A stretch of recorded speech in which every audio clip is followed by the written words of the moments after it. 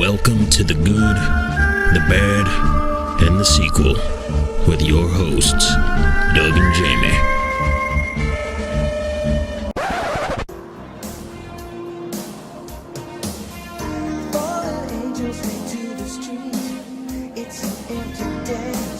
We are back, and this is the movie podcast where we're talking sequels, and we do it in two parts. The first, an interview with an actor or someone involved that made the film worth watching. And second, a discussion of the sequel, what they got right, what they got wrong, and how it could have been better.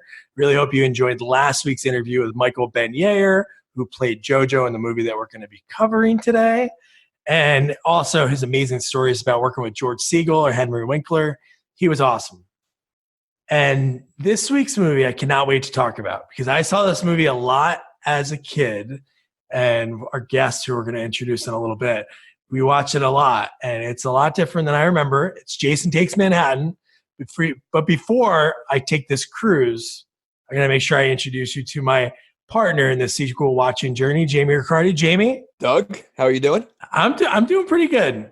Drinking in Manhattan, getting ready to talk about Jason Takes Manhattan. Did you ever see this movie before? I have never seen this one. I've seen the first 7. You know, this is 8, right?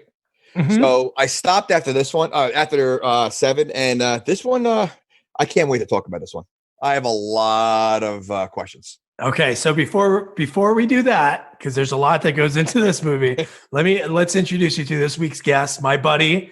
I would say he's a Friday the 13th semi-expert. He's seen them all. Tom Gazzola. Tom, how you doing? I'm doing fantastic. Actually, I was born on Friday the 13th, so I always thought Jason was like my brother. I don't know how I figured that out, but when I go to, the Blockbuster, I'd be like, oh, there's my brother there. So, we were born on the same day, or however that worked. But I was 6 at the time, so things get a little sketchy then. Do you own a hockey mask? I used to. I don't anymore. I have a couple sticks, but yeah, only the one hockey mask and no longer. I didn't know you were born on Friday the 13th. Friday the 13th. January, Friday the 13th. God, this is even more fitting then. That's right. This is perfect. So let's dive in. All right. So, my main question is, what is Jason at this point? Because we do see his face. I think, we've seen his face a few times, but going forward, we see his face big time here. I don't know what he is. Like, is he a monster? He's like Frankenstein at this point. Yeah, he is breathing. And I don't really know why he needs to breathe because he's undead. But you can see him breathing heavy. You're hearing the noises coming out of the mask. So I guess he's alive. He's also thinking because he does a lot of hiding and he does a lot of trickery. This one. I would say not even trickery. He does a lot of snooping. Yeah. Well, definitely a lot of creeping around. You're right. He's like you said it best. Like, what is he right now? In the end of the 7th one, obviously the telekinetic girl, she uses her powers, ties the chains around him onto the dock. Dock falls in the water. He drowns, but how can he drown? Because he gets brought back by a bolt of lightning in 6. So he shouldn't be breathing or anything. Well, that's where the Frankenstein comes in, because doesn't lightning also or electricity get him going again now? Yes, which there's a lot of parallels between, and I know you make comments during the last movie, Jaws 2. Yeah. The parallels after seeing this movie are insane. He gets brought to life by an electrical cable that's going through the lake, which we'll get into. The lake. Is this a lake? We're going to get into that. But Jaws gets killed by an electrical cable. So there's a lot of parallels right there, but there's a lot more. Well, but that's why Frankenstein brings Frankenstein to life with electricity. Yeah. And Jason came back to life twice with electricity. Jason lives, and this one. So he's some kind of monster, I guess. I don't know. But he's able to think. That's the weird thing. He does think. Yeah, what? He has emotions. He does. He does. And at one point, he's kind of a hero. Yeah. Totally. Yeah, we'll get to that later on. But so we see Jason, all different sides of Jason is this one. Yes. And this movie, like a lot of movies that we cover, Tom, it dives right into the friggin' name. Like, show me Jason kill somebody or somebody, then flash to Jason Takes Manhattan. No, they show it right away. And they start the movie off with a ton of B-roll of places that we're not going to visit for over an hour. Well, okay, so this is one of my biggest questions, and I had to do research after this, but the movie's called Jason Takes Manhattan. And I have Eventually. eventually. So I have timestamps of like 51 minutes, 55 minutes, another kill. There's about 14 deaths before he even gets to Manhattan, and about an hour and like 15 minutes into the movie before he gets to Manhattan. So this is basically like Jason on a cruise ship. Jason takes a cruise. Yeah. Jason takes a cruise. So the research I read was that it's so expensive to film in Manhattan Yeah. that they couldn't film that long in Manhattan, so they had to film most of the filler. Really, the cruise ship is supposed to be filler. Plus, it's dangerous. You can't film in Manhattan with people like JoJo running around. No, he wanted the writer. I watched an interview with him, and he wanted to film like a kill at Madison Square Garden, Brooklyn Bridge. Like he wanted to hit like all the spots. And they're like, no. We cannot do that. You're going to shoot in Vancouver. Most of the movie is shot in Vancouver. Right. We're going to shut down the Brooklyn Bridge and rent out. No, MSG. I know. You can't do it. For Jason? Yeah. Oh, he could play hockey for the Rangers. Yes. So one thing that's cool is you can tell when they got this B-roll of the movie because you see the Batman poster in Times Square. This movie came out in 89, July of 89. So I don't know when Batman came out, but they must have got it just before then because Batman came out in 89. And then also we see JoJo, the guy we interviewed, Michael Benyere. When I interviewed him, I didn't watch the beginning. I just watched his scene later in the movie. But he robs a guy and then he's lighting his crack or heroin on a spoon using a candle. Yeah, I mean, I'm not a drug expert. You're not? No, I'm not. Okay. Maybe alcohol, but not drug. Okay, good. But do they normally do that with a candle? Like I'm assuming that's not. First of all, it's a slow process. I mean, so if you're in a hurry, that's probably not the way to go. Well, they had nothing else to do, really, right? I mean, you're mugging people, you're doing heroin. That's pretty much your whole day. But they don't own a lighter. That's the Ben Franklin way. That's the way Ben Franklin used to do it. That's true. Well, how they light the candle? The other guy, they fought over who had the lighter. Well, the garbage can was on fire that he was standing over. Yeah, but why they need a candle if they have a lighter? Or a trash can that's on fire. Why don't they just hold the spoon? I don't know. Was that the toxic waste? No, that was not the toxic. All right, that was real, right? That was real. Toxic waste. It was from real New York. Yeah. Yes. Well, back in the 80s, they filled a lot of the garbage cans with toxic waste. Yeah, it was just readily available. All right, so let's dive into the other thing. The whole beginning of the movie is really just this B-roll. We're not seeing anything, just places we're going to visit in an hour. Well, it's the first time they had a narration, right? Before the movie starts. Like, they've never had that before. It's like this. We live in claustrophobia, a land of steel and concrete, trapped by dark waters. There is no escape. Yeah. No, and it was like a voice that I should know. Yeah, who was it? I don't know. I looked up the name. I didn't. It wasn't anybody I knew. He did Honda commercials also, I believe. Honda? Well, if he did, you could be right. I have no idea. We'll go with that. The guy that narrated the beginning of Jason, he was on hard times, so he had to do this. Yeah. So now we're in Crystal Lake, and we have two teens on a really nice boat. Why would a nice boat like that be floating around that lake? Right? I mean, like it was like a yacht. It was a yacht.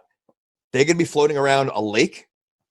Yeah, and it's a summer camp lake. Yeah. It's not like there's other houses on it. So this is where we get into the part that goes a little bit ahead. But the boat, how does that boat leave the lake? It's a lake. It's a lake. That's right. Well, how did it get in there, first of all? No, how to get in, how to get out. Because later it's out. Yeah. So we got to talk about the first time we see Jason. We talked about it a little bit before. So you see Jason, he's just laying there. The guy's like hooking up with the girl. He's like, "Hey, I gotta throw the anchor down." Throws it down, goes back to hooking up with her. Big mistake. Yeah. And then electrocutes Jason. He has the electricity over him, and he comes alive. And don't forget, we had our first look at like 80s boob right away. Yes, we did. That was always nice to start off the movie. I wrote early boobs. Early boobs. Early boobs. Yeah, and it looked like the Crystal Lake looked like a swamp. It looked like a swampy kind of, especially when you go underwater. Again, why would they be floating in there? I don't understand that. But yes, he throws the anchor down there. And then, and people before that, he tells the story of Jason to his girlfriend, correct? Yeah. And how does she not know about Jason? Right. Like she was clueless. Yeah. Even everyone in Manhattan seemed to know who he was, but not this girl who was on Crystal Lake. She had no idea. And here's another thing that makes no sense. So I sent you, Jamie, a couple of weeks ago that there was like this theory that the seventh one took place in like 2001. But when he's telling the story, he says 30 years ago, this kid drowned here. So he drowned in like the late 50s, early 60s. So that's not true. So obviously this movie is set in the late 80s. Correct. So these killings just happened. Like he's still connected to that. He's still underneath the boat. Right. Like, how does she not know? And they're graduating on Friday the 13th. Well, we hear a little voiceover. You know what? I didn't even pay attention to that part. I didn't even know. But yes, but you're right. So the kills just happened, which means that Jason just died again recently, correct? Yeah. Okay. So why does he look like the Swamp Thing when he gets out of there? Like he looks like he was underwater for like 10 years. Like, cause he was all like filled with moss, dripping like with seaweed all over him. Like when he came out of that, like he was stepping, like leaving gook all around. Like he never dried either. No, he didn't. Movie, he's just wet. Yeah. He was soggy. And one thing that made me laugh, and I thought, because I usually watch movies with headphones on, and I pick up these weird lines or these weird sounds. No, I listen to it not with it. Why does his hands sound like farts? When he gets on, when he grabs when you first see him and he climbs up onto the boat, you hear his one hand grab, it's like, and you're like, wait, why did they do that? Why is he going to be squishy the whole movie? Even when he comes down the stairs, he doesn't even try. For a guy that snoops later, he doesn't even try to hide himself. No, he doesn't. And the fact that I guess every time he dies, he still has a memory that he needs to get that mask. Like he needs that mask every single time. Like it's not Jason without that mask. Like why does he just because he's ugly? Does he really care what people think about him? Maybe he wants to be loved, and he looks in the mirror too, and he's like, I don't want to see that. But how about the boyfriend? Well, that's what I was leading to before. So she tells her about the story, and she's all freaked out. He leaves, comes back, and freaks her out with a mask and like a knife. Like what is it? And stabs her. Yeah. Like, can you imagine like how freaked out you would be, like thinking you're getting stabbed? Like, I mean, what a douche. And I would not want to be doing it 2 minutes later. She was like, oh, okay. And then Jason grabs the mask. He comes down. So we're going to have to talk about a lot of these kills because this budget wasn't that high. And I watched the deleted scenes. Only 3 out of, we'll get into the total number. I don't want to spoil it now, but they didn't show a lot. Even in the deleted scenes, there were like 3 of them that had added stuff. This first kill, again, we have to talk about him grabbing the weapons. Slow-mo every time, like oh yeah, yeah, in super slow-mo. But you talk about throughout the whole movie? Oh, the whole movie every time. So somehow there's a weapon on the wall throughout the whole movie. I mean, that was ridiculous. Okay, yeah, we'll get to those weapons. But he's also super smart. I mean, yes, he kills the boyfriend, but then the girl's hiding. He knew exactly where she was. Yeah. Yeah. I mean, like he became very clever in this movie. The kills weren't that easy. He had to really search around. And she really made no attempt to get away whatsoever. She just screamed and stayed there. And well, that seems to be a theme throughout the whole movie. Like they just stand there and scream and then just wait for him to kill. Yeah. Yeah, but I'll go into a different theory later when we get into some of these kills. But so one thing that makes no sense in the 7th movie, so Terry Kaiser's in the 7th movie. He plays like a psychiatrist, Bernie Lomax, who asks us for money to interview him. The girl that sleeps with him is dead when he's dead. And Bernie, she's in the last movie too, the 7th one. And Jason grabs a bow and arrow and shoots her in the head from a distance. Again, does he have arrow training? No. But in this movie, he has something that's a little bit easier to shoot and he misses. That's the first time I've ever seen Jason miss too. Oh yeah. So he gets a little sloppy also. But in his defense, he just woke up from being dead. That is true. Yeah. So he's gonna be a little rusty. And he's really wet. The water would do that. And yes, so maybe he slipped. It could be slipped. Yeah. So then he has the boyfriend across the wall. The girlfriend, climbs up, like Tom said. She hides in the hull of the boat, which is stupid. Just dive in the water. But yeah, when he kills the boyfriend and when he pulls out, he stabs him in the chest. And what he pulls out does not look like intestine. It looks like rubber snakes. Yeah, was that supposed to be his intestines? Yeah, I think so. I guess. But it looked like rope or something. Like I don't know what it was. Yeah, it was so weird. It was so bad. That was bad. So that's kill one. Kill two, she just screams, and it's so slow when he's trying to stab her with the top of the what kind of gun was that? Harpoon gun? The harpoon. The harpoon. Just super slow harpoon gun. And it's like, all right. And then this is where the movie gets wild. Honestly, because where is this movie set? Where's this cruise coming from? Well, first of all, is that a cruise ship? Like, it is the dingiest looking, like, like wooden chair. Like, it's looked like a crappy cruise ship, and there's only 8 people on the whole cruise. I know. There's no one else, just the kids and the teachers. Like, it was like, was that supposed to be a cruise ship or just a field trip, or like, what was it? There were a lot of people there for like one scene. I know. Yeah, there was a lot of people. There was a scene where they were having like a dance or something, and there was like a whole bunch of people, but then you don't see them the rest of the movie. Even when the ship gets there, like, so they were. I must have missed that. So they were regular really people. Quick. Really? I guess they were students. Yeah, they were students. It was like a throwaway kind of thing. But one thing that one of the deleted scenes that for some reason they took out, if you remember the one guy that had like the white sweatshirt, the blonde guy, there was a backstory that he was like a world-class diver.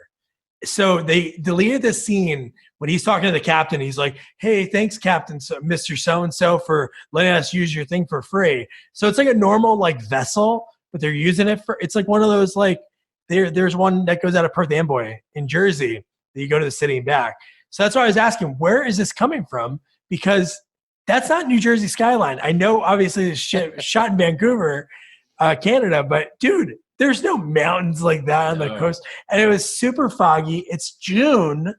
Like, it was like the weather was murky and cold. I thought they took clips from The Shining when they're like driving. Yes.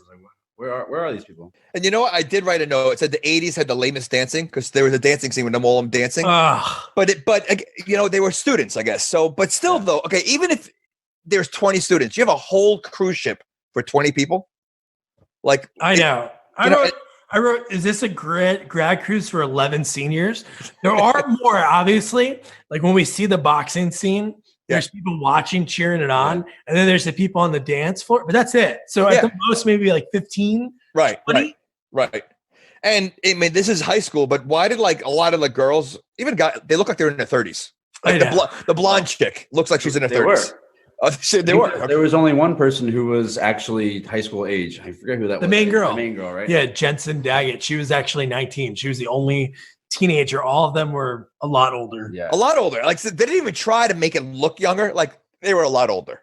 So, and why the big storyline? I know it has to be on a ship, but why do we have to get this big story about like the kid not wanting to be a captain? Like, his dad's like, yeah, you can do it. Set the course. And he does it. And he's like, what's next? What are you forgetting? And he's like, you have to make sure you do the maritime signal. And then he just runs her away like a baby. Yeah, that was kind of pointless. And they show shuffleboard, skeet shooting. Yeah. So these kids are firing guns. They're firing guns, skeet shooting, and they have underground boxing. Kind of, it just didn't seem like a normal cruise ship. And then plus, don't forget, you had the creep steward or whatever he was. You know, like, You're gonna have him hanging around a bunch of kids. I know. He's definitely on some list somewhere. And then not forget the girl just playing guitar in the middle of nowhere. Yes. Just everywhere she goes. So yeah, we'll get into her, but two things that are really funny. One is when Jason just pops on the ship. He comes out of nowhere, grabs up, starts climbing on the rope, and then two, Tom, what did you think of the soundtrack? Oh, the soundtrack was amazing. I loved it. Loved it. The song. Were these real songs, Jamie? Do you remember these? You know what? I don't know. They sounded very 80s, so they could have been. But they sounded, they definitely used an 80s type soundtrack. I would like to look up what bands were using them. I don't think they were real bands. I think they were just probably like somebody that was friends with the director so they could save money because they were like really catchy. But they had the Nokia keyboard sound from the background. Yeah. Yep. So Leather Jacket. We'll talk about Leather Jacket Girl because she's the next on the list. I've never seen Jason climb either, ever. Like, he's never climbed. He's climbed twice in this movie. Oh, yeah. And quietly and fast. More than that. He climbs more than that. Yeah, really fast. Yes. And really quiet. He's like a ninja. He really is quiet. No one hears him ever. And like, you said, he's soaking wet. You would think he'd have like squeaky shoes or something. Nothing. But he does sometimes. He does like when so we'll talk about the rocker chick and we'll get into it. So the rocker chick's like playing and I love her guitar. Awesome. Are you a guitarist? No, I actually drummer actually, but Okay. Jason loved the guitar too. Yes, he did. Putting it in her face. yeah. So how about when she says to the cameraman guy, her nerdy buddy, who kind of looks like he could be the son of, is that guy that sings Hot, Hot, Hot? Is his name Buster Poindexter? Buster Poindexter. He looks like he could be his son, like a spitting image. Every movie has that one creepy kid who's always walking around with a camera filming everybody. Like, every movie has that. Like the nerdy kid that does that. And I guess he likes this girl with the guitar. Is that what No, he likes the blonde. He likes the blonde. He likes the blonde. Okay. The coke habit. Okay. So she goes, hey, in the engine room, we should go in the engine room because it's aching for a video. How weird is that? Like she's on a cruise ship just playing guitar like she's in a rock video. I thought that's what you did in the 80s. I get, you know what? Maybe. I mean, I was young. I mean, I was in it. I mean, I knew you guys weren't born in the 80s. But I've seen MTV, so I thought that was... Well, that was when MTV actually played music. Right. They don't play music anymore. But yeah, that was just ridiculous. And the fact that he killed her right away, like she's like one of the characters that actually stood out. And he dies like 5 minutes later. So here's where I'm going to jump into my theory, guys. Okay. So he sees her playing. She's just like, yeah, this engine room's awesome. She turns on her thing. She sounds like she's air guitaring. Honestly, she's playing the music loud and she's not plugged into anything. No. So she's just air guitaring with it. So Jason comes down. He's super loud, which is weird because later in the movie, you can't hear him. Correct. He's super loud. And then she sees him. She runs. How the hell? That's why I think he's teleporting. Because how is he already down there? With the guitar. Yes. Yeah, you're right. And without making any noise. Because she ran. And now we've never seen Jason run ever. Ever. So he's up there. She sees him. She runs, drops the guitar, runs downstairs, and he's already there with the guitar. Yeah. I wrote the same thing down. There's got to be some kind of teleportation or something. So that's kill number 3. Okay. Number 3. So then Uncle Charles we meet. He's one of the teachers, creepy uncle. I don't like the way he touches his niece. He's like the poor man's Ricardo Montalban. Yes. That's what he looked like. Yeah. He just looked just like him. And this guy must be in a bunch of movies because he was a big deal at the end because they did the end his name. He looks familiar. I was trying to figure out what he was in, but he looks very familiar. Like he's got a creepy looking face. Oh, yeah. So here's a question that I have. And after watching the deleted scenes, it answered it. But for the audience that saw the movie that we saw, it doesn't make any sense. Doesn't this movie make you feel like you missed a movie in between 7 and 8? Because why does this girl, Rennie, the niece, why the hell does she see Jason? Yeah. I don't get that at all. We find out later, but for an hour and 20 minutes of the movie, you don't know what's going on. They don't explain that at all. And obviously there's some kind of connection there. But it's like just thrown in your face like you should know. And it was very confusing. And even deleted scene wise, when you find out, it's still late in the movie. You find out way after we see Jason as a little kid in the window that goes out to the ocean. It's just like it's after she gets pushed in, but we'll get into all that. So by the way, so it's 4 people you said died? No, that was number 3. Okay. Are you sure? Yeah. I had 30 minutes in. Jason kills 4 people and not in Manhattan yet. So, no, we're not even close to Manhattan. That's what I'm saying. So I keep track. Oh, okay. That's right. No, I have it written down too. Kill number 4 is coming up. Okay. So the next scene, and again, this is ridiculous too. So they're boxing. The 2 girls are watching. One of the girls is Kelly Hu, who I reached out for. She's actually a big time actress. She's on Arrow, and she was in X2, X-Men United, and she was like one of the main characters. That was her? Yeah, that was her. Oh wow! This is her first movie. Wow. So they're watching the 2 guys fight. All right. Julius knocks the guy out, and she goes, "Yeah, he's undefeated. He's the only guy I'd hook up with." Was that a sanctioned match? They were just boxing in there. I said it was underground boxing. That's what it just seemed weird, And you know why he got knocked out? Because he got distracted by the girls. He looked up and he saw them, peeking on him. Yeah. So there's actually a lot of lines like that where she says he's undefeated, and that like idea changes almost immediately. Like his next match is against Jason, and he does get defeated almost. Yeah, that we definitely got to talk about that scene later on. That was unbelievable. Just like when the that kid, his father said, "Someday you're going to be the captain." Oh, 20 minutes later, he's the captain because Dad's dead. That's pretty good. Look at this guy, next level watching. He knows his stuff. Well, he was born Friday the 13th, so he has a little bit more knowledge. So one thing that I love is when the typical blonde white girl, she goes, "You want to do some coke?" And then when they cut to them doing it, her line is, "Nighttime is the right time." What the hell is that? Yeah, can't do cocaine during the day. Well, people do cocaine during the day, but so that's the girl that gets annoyed at the other girl, right? The main girl, because she likes why was she mad? Why was she mad at her? Oh, because she didn't want to do the cocaine. Okay, you're right. So she walked in caught, there and lose her scholarship or something. So yeah, she was angry at her for not doing the cocaine. Yes. And then when she stumbled, and then when Jensen, Rennie, when her dog runs away after she sees Jason in the window, when Jason is peeping for the first time, the dog runs, and then she stumbles to them doing coke, and she's like, "Oh, what a narc!" And then she's like, "What a nerd!" Oh, and then this is what makes no sense. Like, so there's a lot of movies about cocaine. Did you ever hear when you hear the line "want a hit"? That's like a weed thing. Correct. Like a cigarette or something. You don't say when they see Rennie, they're like, "Want a hit?" She's like, "No, I'm good." And then that's why they hate her, because she doesn't want to do coke.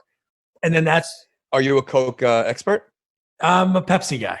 Okay, that's nice. I like Mountain Dew. So, kill number 4. What was kill number 4? I'm one behind then, because I thought there was 4 happened already. Wait, the sauna guy. Oh, geez. Okay. So he's in the sauna, the guy that Julius beat. Yes. And that was a rough way. That is a rough way to go. But when somebody's not talking for a few seconds when they walk in, don't you just lift the towel a little bit? He says, this is like a little bit of his dialogue. He goes, "Nice fight, Julius. Guess I got to work on my left, right combo." He goes, "Let's find those babes later." And then Jason grabs the rock, the hot rock, and shoves it into his stomach. And no one's around to hear any of these screams. Yeah. He screamed pretty loud. Yeah. Maybe the door closed. It's soundproof. So people want to scream in the sauna. I totally bypass this part. I remember, and now I remember he put it through his heart, like he put it through his chest, right? Yeah. But you know what? With this movie, they don't show a lot of graphic stuff outside of the boxer later on. I don't think. It's kind of tame compared to the other Friday the 13th. Wait, that was graphic. There was blood. The mannequin head falling off. No spoiler alerts. We'll talk Okay. about that later. But yeah, I feel like this movie was very tame. Again, maybe because of the budget. I don't know. It wasn't as graphic as the other ones. No, it wasn't at all. Because honestly, the deleted scenes that they probably had to take out because of rating wise, because they probably want to keep it. Too. Yeah, it's already a 100-minute movie. Yeah, this is the longest one. Yeah. Oh, it is. Yeah. Well, it makes sense. I have 4 pages. All right. So now this is where the girls want to not, I guess play a prank on the other girl, the goody good too, what kind of prank is that? Well, first of all, she barely touches her and she goes flying over the railing. Yes. Right? I mean, her prank is trying to kill her because she knows she's afraid of water. Isn't that kind of And apparently she can't swim. She can't swim. And, one of the lines first of all, is that her mom on the boat? No, teacher, Miss Van Usen. Okay. Because I'm kind of confused with the principal, the teacher, because they all seemed very close to her. Yeah, it was just her favorite student. In the beginning of the movie, she gave her the Stephen King pen. Which okay. I was confused about because Stephen King always wrote with black barrel pencils, not pens. Oh. So I saw that detail. Next level. Being funny. Nice. So, okay. So the girl gets thrown over. The teacher is just standing there, not helping at all. You would think someone would dive in after her. She can't swim until that one guy comes over and gets her. Then I wrote down this line, which was ridiculous, but she goes, "I can't swim." She goes, Ever think about getting lessons? I know. I mean, like, really, like, that's what she wants to hear right now. She almost drowned. You know, you ever think about getting lessons? Yeah, when somebody rams the car in front of them, they almost die in a car accident. Do you ever think about hitting the brake? What? Oh my gosh. So where are we now? Oh my god, dude. Well, this is where Jason steals the rope. The girl. This is the next. Like, isn't it the next scene? Well, she has a vision. Doesn't the girl have the vision of Jason again? Oh yeah. So when she gets knocked off, when she goes into the room again, we don't know the connection between her and Jason. She's washing her hand, blood comes through, which is not like, it doesn't seem like it's illusion. Right. And then she looks in the mirror and it's baby Jason again. And it's just, again, like, we don't know. As the audience, we're in the dark. Like, Correct. why is she seeing this? Yep. Man, his face got freakier and freakier every time they showed little kid Jason. Like, his eyes go up higher. They used a lot of different kids. I guess. But wasn't she wearing a robe, the girl? Yeah. And she's trying to escape, and Jason grabbed the robe, and she ran away with nothing on. Like, Jason took the robe off her. Oh, no, you're talking about the blonde. The blonde. Oh, yeah. not- So, no, we'll jump to that. So, the okay. blonde, that's the next one on here. Okay. So, the best is when the principal, or the teacher, he goes, you better have when he catches them doing the coke, he's like, are you doing drugs? And Kelly Hugh's like, would I do drugs? You know, I'm a biologist. She's like, I'm going to school for biology. Why would I do drugs? So then he goes, you better have your project in there in 15 minutes, which they're graduating. This is a graduation cruise. What happens? Like, what if she doesn't have it done? She already graduated. It just, that made no sense. And then the fact that she's like, oh, my parents are out of town. He's like, you better still have it. Of course, she still has to have it done. But so then. Oh, this is where she sets him up. There's a scene where she sets him up. Yes. Yeah. Oh, and there was another one line that came out of that one. He tells her, if you don't have that project ready, you're never getting off this boat. And whoa, these are good. She never got off that boat. Do you think he's in cahoots with Jason? Maybe. Paid him off. I mean, that's a threat that, he kept. That's true.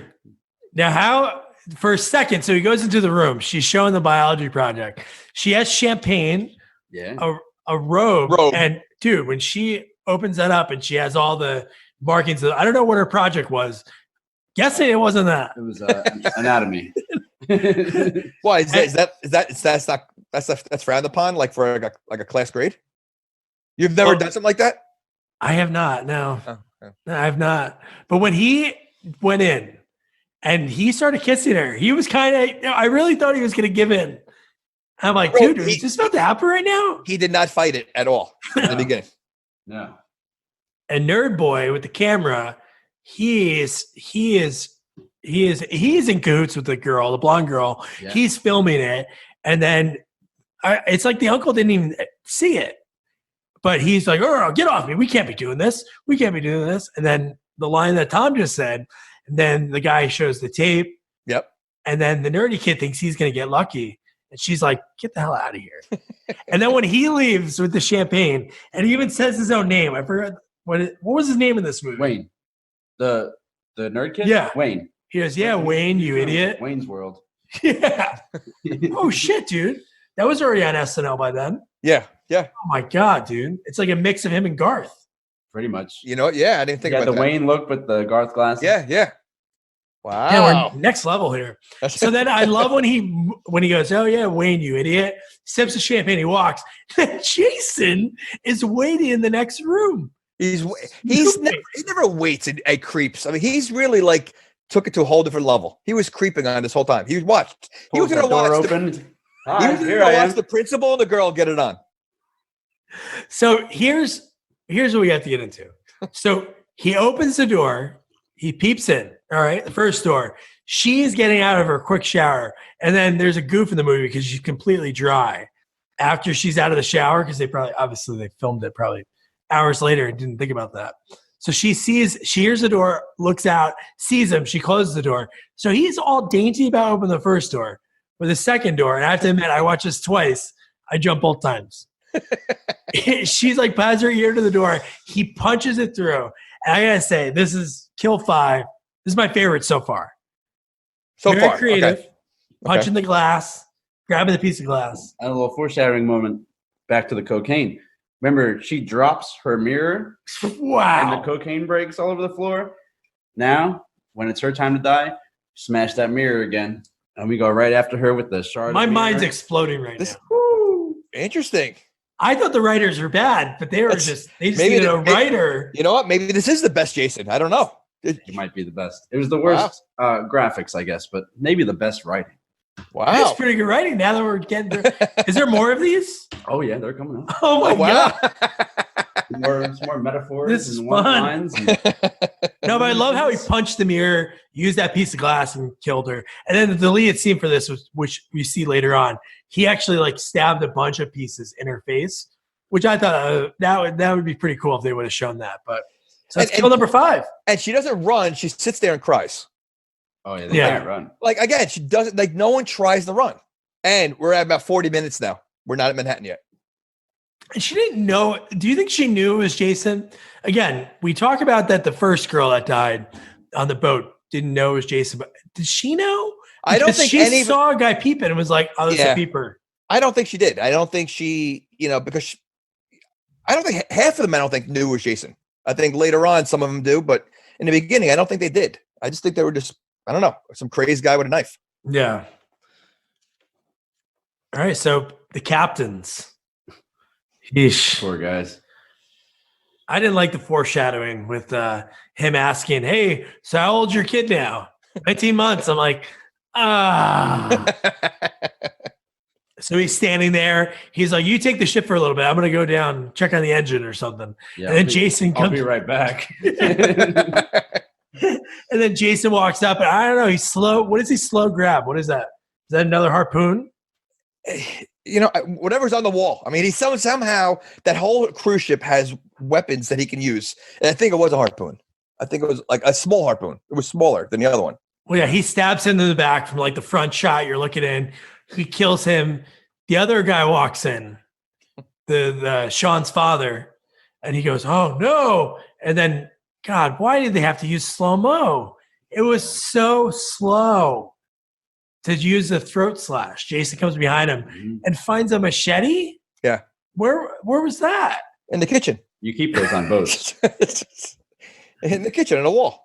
Yeah, slashes his throat. So yeah, those are 6 and 7. Wait, wasn't there a scene when they walked by, I thought, a kitchen and he saw the machete on the wall? That's later. It's another weapon he grabs off the wall. Yeah. All right. But then so the kid sees his father, doesn't cry. Like, he didn't seem upset at all. I know. I never found my dad with his throat slash standing over a captain's wheel, but I don't know what I would do. But dude, that was insane. And just the way Jason propped the body up. Well, that's right. So in this movie now, he's propping bodies up and he's cutting phone lines. Jason knows to cut phone lines. Like, he's never done anything like this. Like, he's becoming like a human killer. And he knew when they were ready to make a phone call. Yes. Yep. He waited till that moment. He didn't do it when he first got on the boat. Well, it's more dramatic when you're talking and all of a sudden it clicks off. You got to have that dramatic, so. So there's a lot of similarities to movies that we do. And this kind of reminds me about Poltergeist. Is Jason just a prankster? Do you think that he is like, so, hey, he's off camera somewhere. He's like, so here's what we're going to do today. I'm going to kill this kid's dad and I'm going to prop him up so he thinks he's alive. Or he's like, they're about to make a phone call. They're going to almost tell him what's going on. And then I'm going to pull it. Almost like a Casey Kasem like voiceover. Was that your Casey impression? No. I don't have one of those. Oh, okay. It's hard to do. This guy can do any impression. I've heard a lot. Maybe one later. He does a better Shaggy impression, actually. So, Sean, this is what we talked about before. So this is what's so dumb about another deleted scene that they took out later. But we saw all these extras down the dance floor and they're watching the boxing and playing shuffleboard. So his dad's dead. He goes, everybody to the bridge. Everyone shows up. How many people were there? 8. Not even. Kelly, you didn't show up. Right. She's still alive. And it was really just Julius, his buddy, the blonde diving kid that story we didn't know about. And that was it. No one else showed up. And the 2 teachers. That's why I said it was like, feel like there was nobody on that ship. You have a whole cruise ship. And the creepy "You're doomed" guy. Oh yeah. Yes. He made it. Well, not much longer. Yeah. Not much longer. And then Uncle Charles wanted to chase him and kill him. So this is another one. Kill 8. Just before that, Rennie again is in her room. Oh no, Rennie's walking around because Sean tells she goes downstairs. And Jason is looking at her like he knows her. But again, even when we find out later in the movie, he doesn't really, unless he remembers her, he doesn't really know her. No. And how does she know to like be pulling levers in the basement boiler room or whatever? Like she knew she's ran a boat before. Like she knew what she was doing. Just like Jason, how does he know how to pull the antenna at the right time? No, it makes no sense. Or what has he know? Wouldn't you be like, even if Jason's like, I should pull the antenna, they're making a phone call. His brain should say, what's an antenna? Because I don't know what this is. He never went to, he went to like, his knowledge is like what? He died at the age of 8? Something like that. Something 12? like that. So he doesn't even know boobs yet. Oh, he's seen plenty of boobs. Oh no, he's seen plenty of boobs throughout the series. But he doesn't know what they are probably. I think you know what boobs are when you're 8 years old. That's true. So then Kelly Yu, she goes into the room. She sees her friend dead. And I love the goo from the door that gets punched in. So there's like goo dripping from Jason. So she runs to the dance floor.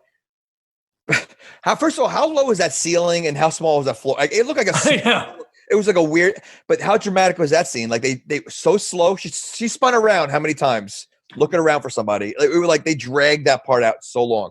And he's teleported again. He did. Because he's bouncing around the whole room. Not only that, she runs in there. There's an open door. She runs in there, but every other door is locked. Yeah. Did he plan that? Like, that's what I mean. Is he a prankster? He knew she would go in there. One way out, it's like an ant trap. Yep. She knew how to get in, but she couldn't get out. And because she's running from him, she stands in one spot and just keeps turning around, looking around. Just stands. Doesn't try to move. She just stands there. I mean, that's what you do when a bear's attacking you. So maybe she was going for that. Just stay still.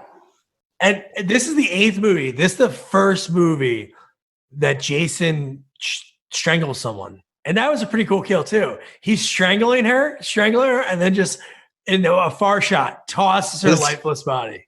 Yeah. Well, he had a little Darth Vader in him, I think, this movie, because you could hear him breathing heavy. Like you said, you mentioned that before, Tom.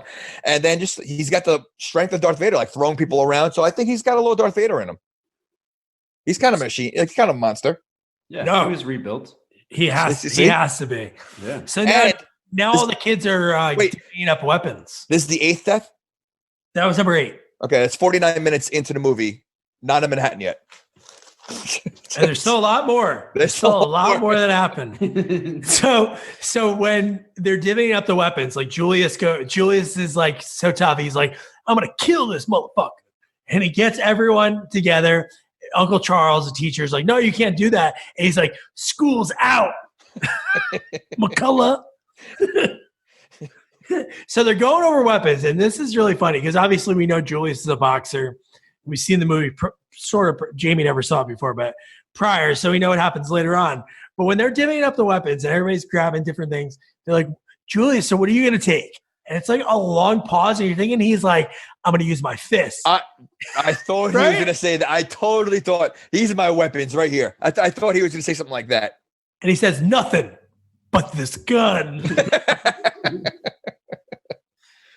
Well, I like how the camera guy is still holding the camera with one hand and using a weapon in the other hand. Like, at what point do you put the camera down? I'm sure it was very expensive. You can't just leave something like that behind. That is true. So now we have to talk about, this is the first non-Jason kill. And this is pretty rough. He's walking there with the camera, the nerdy kid. Steam somehow randomly shoots out, knocks his glasses off. Sees somebody walks up, blasts him in the chest. And then the only way he can see is through the lens of the camera. Notice he kills like a random ship hen. I think it was the guy that the blonde and the Kelly Yu were like checking out earlier in the movie. Gets blasted in the chest. And then I love this part, dude. When Jason, you just see his feet come into focus. Oh, yeah. Well, they try to make it look like what he was seeing because he couldn't see. It really wasn't that blurry. I mean, it was blurry, but you can still make out. Like, they should have made it a lot more blurry than it was. Like, they try to say, like, this is what this kid's looking like. Yeah. But he still could see. So the fact that he shot that kid, Well, that's what you get for holding one, weapon in one hand and camera in the other hand. Yeah, I mean, they really pulled the Scooby Doo on that too. Like Velma loses her glasses. Come on, don't rip off Hanna-Barbera. That's when the writing kind of fell apart. Oh, this is where it fell apart? Right when you have missing glasses moment. Okay. So then the nerdy guy, he sees Jason. Jason slaps the camera out, and then he tosses him. He runs a little bit, and he runs into his rocker best friend who's dead. She's just laying there with blood on her head, and then he just tosses him into the electrical. We just talked about that in Jaws. Yep. Now, just like hitting electrical, and you like fry like the guy in Tango and Cash. So it's like he just starts shaking. Everything starts going on the ship. Fire starts. Now, what number are we on? Well, that was kill 9. That's a non-Jason kill. We still count it. And now we're on kill 10. Is this the one with the axe? The axe guy climbing the? Yes, this is where teleporting at its finest. Even though he teleported already, yep. There's just so much teleporting going on here. And then again, he's a good climber. I mean, he's climbing a mast now. He's a big dude, Jason. And he climbs so quickly up that, the guy, first of all, anytime you're climbing somewhere high, you're not going to make it. There's no place to go. Why was he climbing up there? Higher ground so he could jump up. Yeah, I don't know. That was just a bad move. Yeah, I know. I hated that he swung the axe at him. Jason grabbed the axe and he runs. Clearly he runs away. Like he's almost on a different level than where Jason is.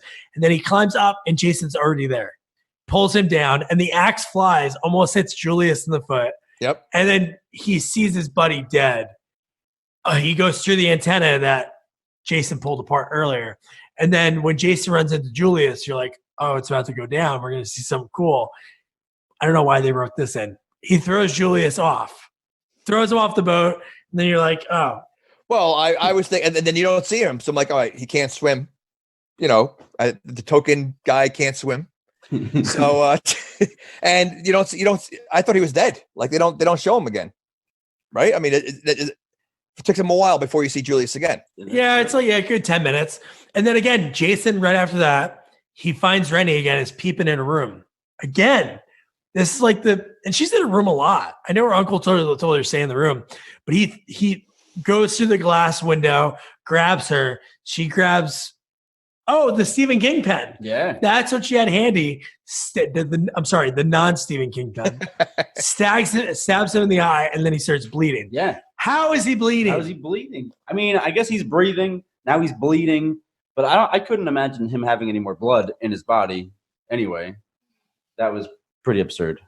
And here's the part you were talking about before, Jamie. So when they're walking into the kitchen, where again, the teacher later in the movie, not too much later, she says, oh, all the people are in the restaurant. I told them to wait in the restaurant. The restaurant's gone. That's what Sean says. There's nobody in there. Yep. So Mr. McCullough, Uncle Charles, he walks around. They showed the knife.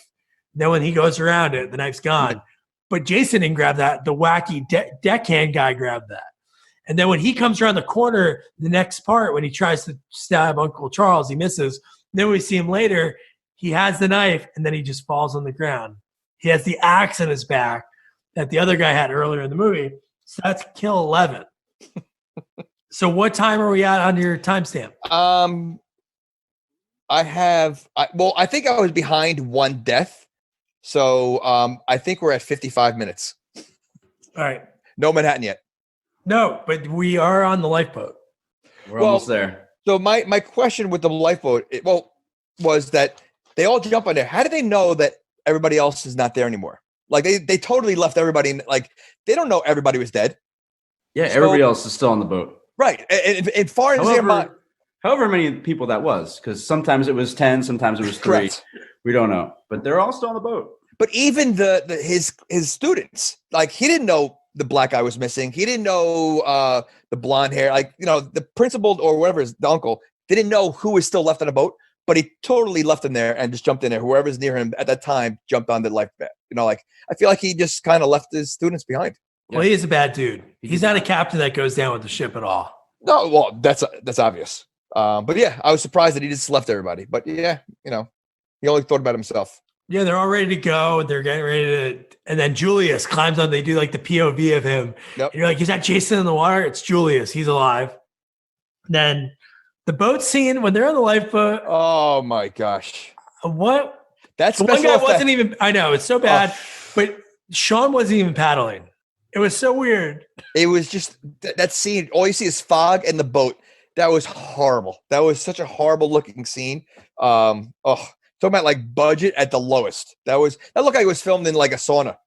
Like it really filled with, and there was like nothing. It was just horrible. That was a horrible looking scene. Where are we now in water terms? Are we like on the Hudson? Or? I'm guessing in the Atlantic Ocean. Oh, so this is what I wanted to talk about before, and it kind of fits now. So just before they're getting ready to go on the cruise ship, that crazy deckhand guy sees the rich boat just start coming in. They're on a river. They must be on a river at that point to feed out to the Atlantic Ocean. But how the hell did that boat get out of Crystal Lake into there? So that now they're obviously in the Atlantic Ocean, but how long do you think they were really on that ship? It must have been a while, right? Because they were dancing already. It's not like they walked onto the ship. They're like, everybody head right to the dance floor. Yeah. You got to check in. And that takes time. The timeline was kind of off in this movie, all around. Even when they were rowing, they all were sleeping. I know. And how long were they rowing for that they all fell asleep? First of all, your adrenaline's going. You've been chased by a monster, and you're going to be calm enough to fall asleep right away. Like I wouldn't be calm until I landed on land. Like I'd be like, nervous, But yeah. So we're finally in New York City. We see the Statue of Liberty, and they're really too excited. Happy. 1 hour and 4 minutes. Wow. So, and that might not even be New York. That could be New Jersey, depending on where. Yes, true. So then that's the only part of New York we see, because the rest of the rest of the movie is pretty much shot in Vancouver minus like one scene. Well, so then they are they on land yet? You're at. Well, no, yeah, they get on land. Okay. So they're ready to start walking. Yeah. One of the first lines they say is, "Must be a payphone here somewhere." It's 1980s. There's payphones in every corner. There must be a phone here somewhere. But how does Jason get there? He's a fast swimmer. He walked. Oh, he walked. Underwater. Still breathing. Underwater. He swims faster than he walks. I mean, was he was he holding onto the boat? Like, how did he get there? Like, that would have been good if they showed his hand the whole time and he's just like, all right, I'll just go for the ride. Maybe he was pushing the boat. Maybe. Well, they were sleeping, so it's possible. Maybe on his bucket list, he's like, I always wanted to kill in Manhattan. So he's like pushing, he's helping them out. Although he did seem out of breath when he got out, because he was breathing very heavy, Jason, when he got out of the water. So, yeah. And how about the uncle? Shouldn't he be happy he's alive? The first thing he says is like, "Some captain you are. What a place to dock a boat." It's like, dude, you were just on a ship that was burnt. You're out of the ocean. You're on land. Like, get it together. Yeah. And I like when Jason looked up at the Eastern Hockey League sign, and it was his mask. And then he perfectly had a turn for it, take a selfie. Yeah. Now, is he meeting the people on the street yet? Yes, we're meeting JoJo. So they're walking down the street, just walking down the alley, and we see JoJo and his buddy. And they're getting ready to rob. And honestly, only Sean was ready to do something. The uncle was like basically like, here, take my niece. Yeah, I was going to say, he really did nothing. Yeah. He did nothing. He just stood there while they took him. Yeah, Sean seemed like he was ready to go after him. I mean, yeah. And we almost had our first really sad kill because the guy tried to shoot the dog. Yeah. Dude, he wanted to shoot the dog. So I was like, whoa, dude, okay. This is not cool. So then JoJo, Michael Benyea, who we interviewed with the bandana, him and his Asian buddy, maybe? Yeah, something like that. Into the alleyway, and the first thing they think is to shoot her up with heroin. And there was a rape in this movie almost. Very close. Yeah. Very close. Probably the first time, too, that there are scarier people than Jason in a Friday the 13th movie. Yeah, Jason will hack you up, but he's not going to drug you up. Yeah. He's not going to rape you either. He'll spy on you. But, Yeah. But yeah, that was pretty freaky. And then this is the first time we've ever seen Jason be like a hero. I don't know if he meant to be a hero but yeah. No one else does that. Michael Myers, Chucky, they don't save. Yeah. Freddy? No. Jason he's a man of the people.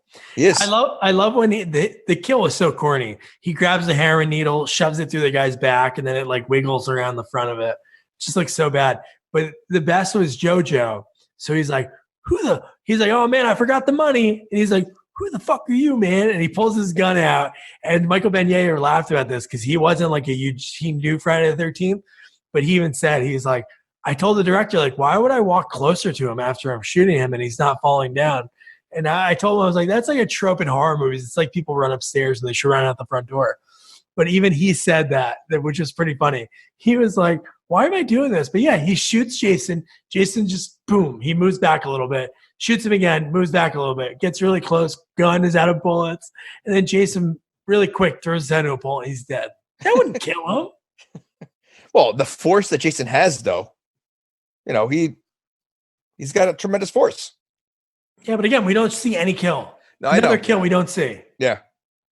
I wonder why was this rated R also? Like, I guess it had to be because no, they want to be PG-13. That's why they want to. Yeah, that's why they make these movies. That's why they cut that stuff out so they can get the younger audience to go. Gotcha. Was this the only one that was PG-13? I think all of them are. Oh, they are? Yeah. Wow. Oh, dude, don't you remember? There's PG movies in the 80s that show boobs. So. Listen, Clash of the Titans had the first boobs that was PG. We saw it in school. Do you remember Clash of the Titans? Yeah, but you saw that in school? We did. Well, because it's Greek mythology. But the first scene, the woman's thin, and there were, I think with the baby in her hands. And I remember that. And they showed it. And of course, everybody in school was like, woo. So I have to ask, right after that, was there a lot of boys that raised their hands to use the restroom? I don't remember. But that would have been weird. Yeah, it kind of would have been weird. Well, the restroom, the bathrooms aren't that big. They're not. So that would have been a lot of. Hurry up in there. So Kill 14. This is the premier best one of the movie, hands down. Jason versus Julius. It was so cool. This is a showdown you're waiting for. They really should have sold tickets for that bout. It was incredible. But my question is, he's wearing a mask. Why did he keep punching him in the face wearing the mask? Like, he should have hit like body shots. Yeah. Right? I mean, and he goes to that. He does later on, but his hand 20 times. They do show his hands all bloody. Yeah. From punching a mask, and Jason looked badass in the scene. He just stood there and taking it the whole time. And there were real shots. Kane Hodder told him to give him shots because he was wearing stuff. Oh, really? To take it. So that's why it looked pretty legit. Oh, wow. But yeah, when Julius is on the phone, he actually got cut in the filming of the scene. When he's on the phone, call 911, and Jason busts in. I think he headbutts through it, right? Or did he just punch in? One of the scenes when he goes through glass, he uses a headbutt. Maybe it's on the ship. But he punches through it in one of those pieces of glass, the fake glass they use, cut Julius. But yeah, then he runs up the roof. He starts looking around, which is not New York City what he's looking at. And then he sees, and then Jason climbs up. And dude, the way that was shot, it was cool because it was like a far shot, just seeing a lot of the punches, and Jason just slowly going backwards and backwards. And he punched him for like a minute and 21 seconds. Well, you think he's going to maybe like knock him off the building or something like that. Like, if Jason kept walking backwards, like, he wasn't seeing behind him. So he's like, all right, how's this going to go? And but Jason's smart. He was making him get tired. That's what the great boxers do. That's what they do. Rocky did it. Rocky did it at Clubber Lang. So Jason is Rocky. No, Jason is Rocky and Julius is Clubber Lang. All right. Okay. Makes total sense. But so here's another part we have to talk about. So Jason punches his head off. And it looks so bad, mannequin head. Even the punch that he throws is like a really weird hook that knocks the head off. It rolls down the roof, hits the dumpster lid that's open like a backboard, falls in, lid closes. All right? So you're going to tell me that Jason dumpster dove, grabbed that, threw that into a police car? Real fast, too. He's playing game. He's playing with the people he's killing. The whole movie, he's been playing games with them. So it's a setup. Yeah, he's got the brain of an 8-year-old, right? He does. So he's just playing, mischief games. Oh, he is. He's playing hide and go seek with that. Yeah. So then the uncle finds a cop, and the cop has the gun ready, almost shoots Mrs. Van Heusen. He tells her to freeze. Yeah. Wouldn't he know, like, hey, there's this crazy, really big guy that's killing people, which the uncle doesn't believe it still. So then they all get in the cop car. I love that. They all get in the cop car. The girl's doped up on heroin. And Jason comes, grabs the cop, throws him in the alley. Again, we don't know how he dies. Right. He's not using a weapon. Maybe he strangles him with the radio. They don't really show it. I mean, it's hard to yeah. So the girl who's on heroin gets in the front seat, and Jason's standing on the road, which I don't know, why is he standing so far away? The alley was right next to the car. She runs him over once, right? And then runs him over twice. And then she drives away. Now, the uncle, he's like yelling at her, Brittany, what are you doing? Slow down. She's trying to get out of there, and he's telling her, he's like freaking out because she's driving like a maniac. Like, why is he annoyed at that? Like, wouldn't you be happy that she's trying to get away? Like, you know, like he seemed like such a denial the whole movie. He was in denial the whole movie that something's going on. And he had to be in control of everything. Correct. As well. Like, oh, don't drive that fast. Correct. Like, I'm gonna say how it is. And then when she runs into the wall and everybody piles out and it explodes and Miss Van Heusen is still in there, I was like, oh my God. That's a second non-Jason kill. And it was, dude, that was intense. And the principal leaves her. Again. Out of there. He really did. And again, like I thought this was the girl's mom. So I'm like, she didn't get upset, you know, when she died. But she was on heroin. Yeah, I forgot about that. And she was still like kind of like freaky. But dude, when Jason sees the uncle, that first we have the story that she tells. Yep. We see the flashback, which we should have saw earlier in the movie, of the uncle saying, you need to learn how to swim. You've been coming here for 2 summers. And then he goes, you're going to learn today. And throws her into the water. Young Jason grabs her foot, pulls her in. And then when she has that flashback, the heroine like kicks it in or something, or maybe seeing him face to face. But the worst thing was he goes, well, I jumped in and saved you. It's like, wait, you tossed like a 6-year-old, 10-year-old kid into the water and just say, fend for yourself. Yeah, that was ridiculous. Well, up until that point, I started thinking like, you never see the uncle and Jason together in the same scene. So maybe the uncle was Jason. Because the whole movie he was denial. I was thinking like maybe there's some kind of connection, but then obviously, you know, that if he didn't start off in the beginning of the movie that way, you could have totally thought that, like in 5, like you didn't know that it wasn't Jason in 5. Correct. Yeah, if he wasn't like electrocuted alive, you could have probably thought that if he was just wearing like a normal outfit and not soaking wet. Because why would he be in denial the whole movie? Yeah, I mean, you know that you know, and then he was like, even when the girl got taken, like he didn't seem concerned, like by the 2 gang members. Like he didn't seem concerned. Like he just seemed like so like focused on just what he wanted to do. Just I don't know, didn't make sense. But yeah, so now all the truth comes in now, and she knows exactly what her uncle did. And then he sees Jason. Yeah. Finally, he runs again. Another teleporting. He runs into a building. Jason's still in the street. Well, first of all, he really wasn't running. I know. He was moving. I mean, maybe that's his way of running. He was running so slow. Like, you know, there was definitely no. I don't know. He wasn't putting a lot of effort into it. But yes, he goes in the building. It's what, like second, goes third upstairs. Floor? Yeah, and then in seconds he gets thrown out. How is Jason already there? Unless there's more than one Jason. Oh, I don't know. If there's a Scream, then I would think of it. So maybe there's clones. Jason maybe. Clones? Okay. Interesting. So trash can. You mean toxic waste can? Toxic waste can. What is that doing in the middle of Manhattan? It's the 80s in Manhattan. I thought it was everywhere. I forgot about that. Yeah, That's how the Teenage Mutant Ninja Turtles were created. Oh, all right. Secret of the ooze. So the uncle dies. This is kill 17. This is Jason's 17, huh? Yeah, kill total 17. Right. This is Jason's 15th. 15th, yeah. And so now the girl is just sitting on a couch outside in a dark alley. Yeah, and then Sean comes up and they start kissing.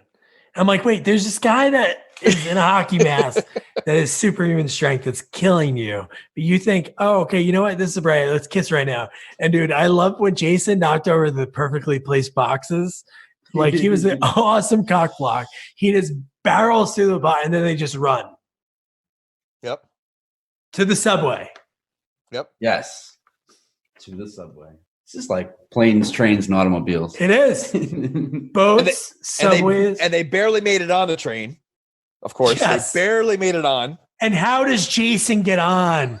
I love when they run down the stairs. Jason runs, he walks right through the door. Yep. The glass door. This guy snoops the whole movie. He doesn't think like, hey, you know what? Let's not cause panic. And no one's screaming behind. They don't see this guy walk through there. They hear glass shatter. Nobody screams. He's not like getting looks when he's like oozing everywhere and just like wet and soaking. And they barely make it onto the subway car. And he's on there already. He teleports. Well, you've been on the subway, right? Like creepy people walking down the aisle, maybe oozing. That's just normal every day. That is New York. I definitely understand that, but he couldn't have got there that fast. No, that's true. They were flying down the thing. I know he's quick in this one, but he definitely has to teleport. Yeah, at least like at Crystal Lake. I mean, it's all in one area. You know, here he's gone from the middle of the ocean. Well, he's gone from Crystal Lake to the middle of the ocean to Manhattan to a train, like ridiculous. Like I don't think they're not using the same Jason speed that he used in the other movies. So he gets shot. He gets hit by a car. But the thing that really puts him in distraction, so when they pull the emergency brake, no one else falls, but it's almost like Kane Hodder, who played Jason. He had to like dive back because it looked so bad. And then, dude, Sean tackles Jason. Jason pops off the train. He tackles Sean tackles Jason onto the track. He's electrocuted. He's just laying there. So electricity shoots, kills him, or at least like knocks him out and brings him back to life. Yes. Well, this one specifically was 6,000 volts. I don't know what the volts before was. Maybe different types of volts. Are you electricity expert? I'm not. That's why I'm not sure which voltage creates life versus death. I did watch The Electric Company as a kid. I don't know if that counts. Probably not. You know who was on that, right? What famous actor was on there? Who? Morgan Freeman. Look at that. He was on that. Lawrence Fishburne was on Pee Wee Herman. Yeah. It's where these shows start. Kids shows. Yes. Or where you get your break. And Phil Hartman was on Pee Wee. Yes. So this is the first time we've actually seen New York we saw the shots of the B-roll of showing like the Statue of Liberty, but we see Jason, we see them walking in Times Square and they're like, he's dead. This is great. And they're still like walking really gingerly, like this is fine. And then Jason is just standing there. Okay. So he's standing there dripping of swamp, like crap, hockey mask, blood all over the place. Now one person stops and looks at him. And he must smell because he just got electrocuted. Oh, well, he must smell because he's been dead for 35 years. So I think that's also the smell. But not one person. And then again, it is New York City. So I guess you're not sure, what you're going to see in New York City. But now one person would seem concerned. And Jason's a hero for the second time. Because I'm sure passerbys didn't like to hear that stupid boombox, whatever music was coming out of that. And you had the punk gang members. Jason kicks it. Like, he's just so pissed. He's like, I didn't want to get electrocuted twice today. And he kicks it. And the guy says, you're dead meat, slime bag. Then Jason just shows him his face. And they all run. See, I thought they were going to do like a, what's it called? Crocodile Dundee thing. And I thought that he's going to take out his knife, and then they would have ran. Like, I didn't expect him to lift up his mask, but later on, seeing what he looks like underneath there, I get it. I run too. And clearly he's aware of what he looks like. Oh, he definitely is. That's why he wears the mask. Yeah. Yeah. So they run into a diner and the lady is taking an order over the phone. She's hanging up the phone and Rennie and Sean are like panicking. Like, there's this crazy maniac chasing us. There's a payphone in the back, but it doesn't work. Dude, and then Jason walks in there, and this is pretty cool because I read it afterwards. But so the chef comes out. This actually counted as a kill, which I don't know why, but because that guy's a big dude. Yeah. Jason grabs this guy, throws him into the glass mirror. The guy falls on the ground, and he's dead. But that guy, for that movie, they used him as a Jason stand-in, and he actually played Jason in the newest Jason that came out. Oh, really? Like, you mean the remake that came out like 2009? Yeah. Yeah. Oh, really? Yeah. Interesting. Pretty cool. Yeah. So that was kill 17, 16? 18. 18. So that was kill number 18 total. There's Jason's 16th kill Because yeah, we had the two Correct. non-Jason kills. Correct. So they hop into the sewers. Which I don't think I've ever seen a manhole just sitting up like Never. that. Ever. Right? Unless the turtles. They might have knocked it. They might have left it open by accident. Gotcha. You know, it's hard to get that pizza box through the. That'd be cool if they would have went through there and they're like, "Hey, what's up, dude?" Well, you know why manholes are round, right? Oh, why? Because they can't fall in. Because if you're square, you could angle it like sort of angles and it would fall in. But round is round all around, so they can't fall down. Where'd you learn that? What? Where'd you know that? I did some manhole studying when I was in college. You hang out in sewers sometimes. I do. I know the turtles personally. Nice. Nice.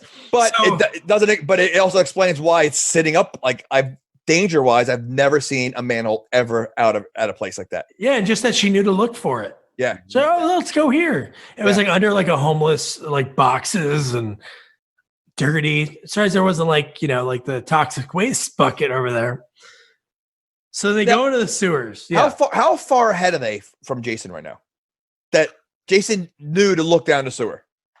Well, he teleports, so That's true. or he has a tracking device on them or something. I was going to say maybe there is a tracking device. Okay.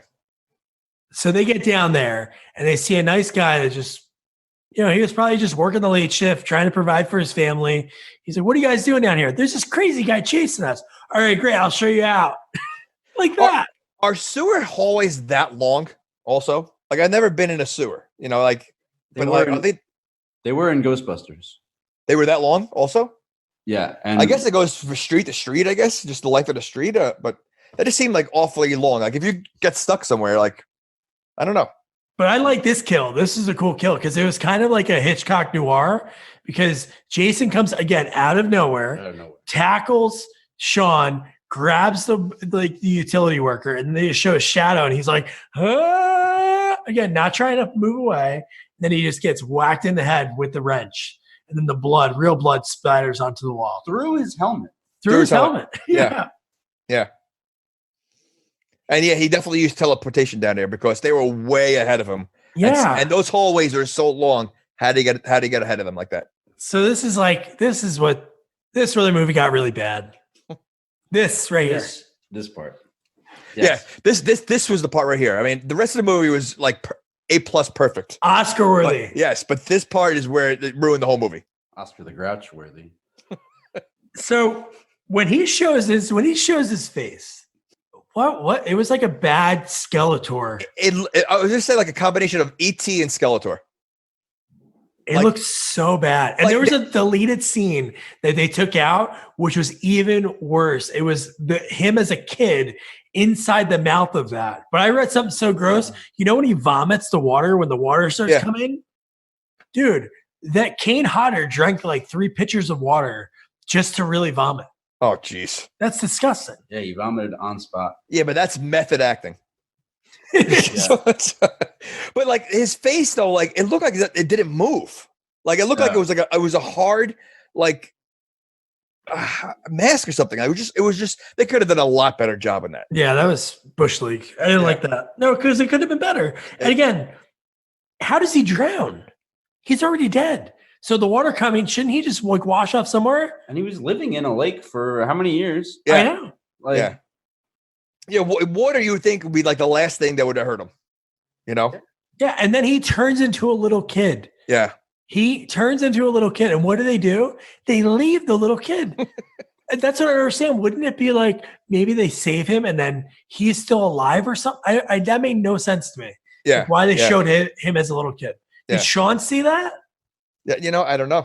What was that in her mind, or maybe he didn't turn to a kid? Because they didn't look like he didn't look like he just saw someone just change from a creepy adult to a kid.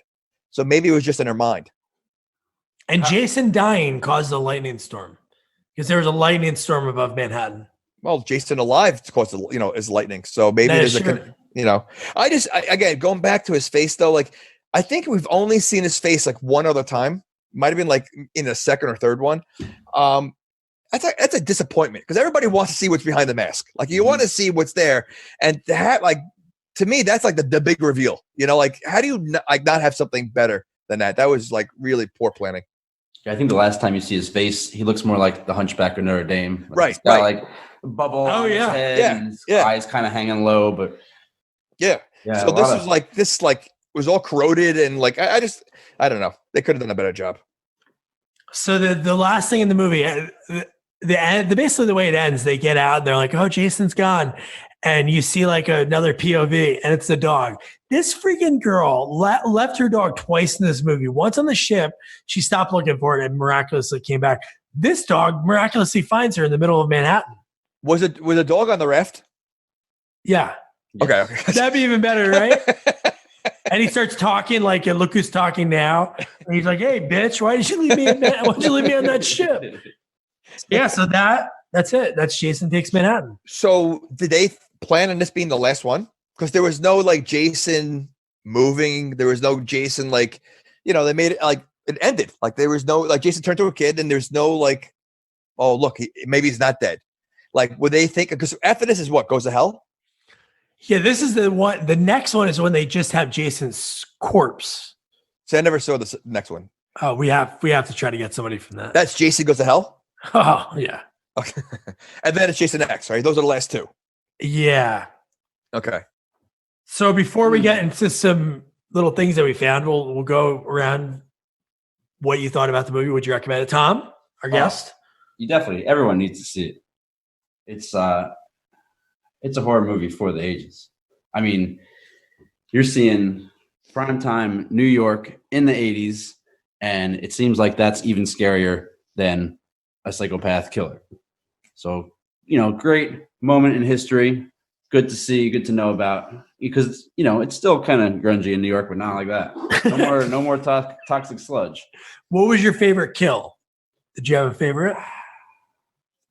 Yeah, toxic sludge. Toxic sludge? Okay.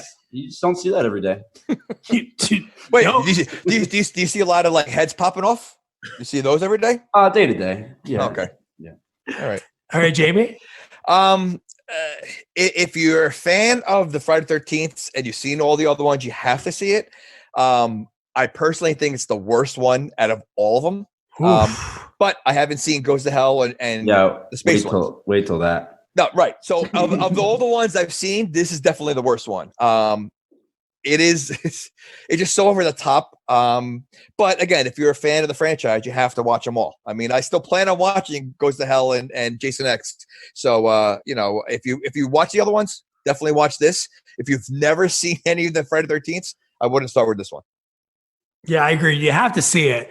And this movie just totally could have been so much better if they had the bigger budget. Because honestly, if they had kills that happened at like Madison Square Garden, they could have like Studio 54 or some club that was big in the 80s. They could have done like a basketball player playing a game or something like that. Yeah, if they got more involved in New York, the movie could have been 10 times better. But considering he was on the boat and just, I don't know, it just didn't play well. Yeah, no, I totally agree.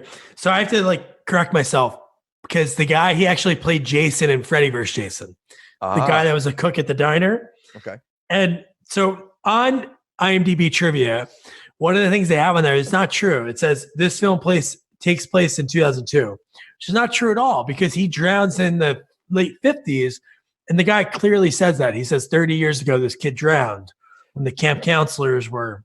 Based on how they were dressed, their hairstyles, and the dancing, there's no way. Yeah, there's no way it took place in 2002. So here's a fun fact. Elizabeth Berkley from Saved by the Bell auditioned for this movie. Really? For what role? I don't know, but she would have been great in the role. I could see her being the role with the blonde that was hitting on the principal that's setting him up. That would be that would foreshadow her role in Showgirls. Yes. Correct. But yeah, no. So if you like Jason, you have to see this movie because there are some good parts. There are definitely some bright spots to it. One of the kills that they took out of the movie, which I wish they had kept in, get us one more kill.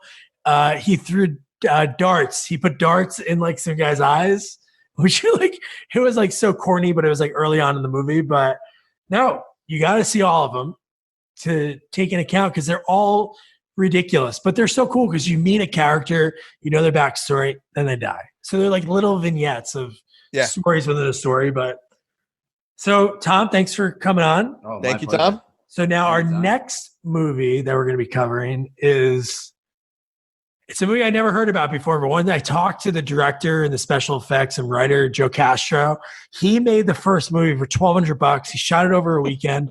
And then by the time it was out, it was at every Blockbuster in America. So the second one, the movie's called Terror Tunes. The second movie, he got a bigger budget.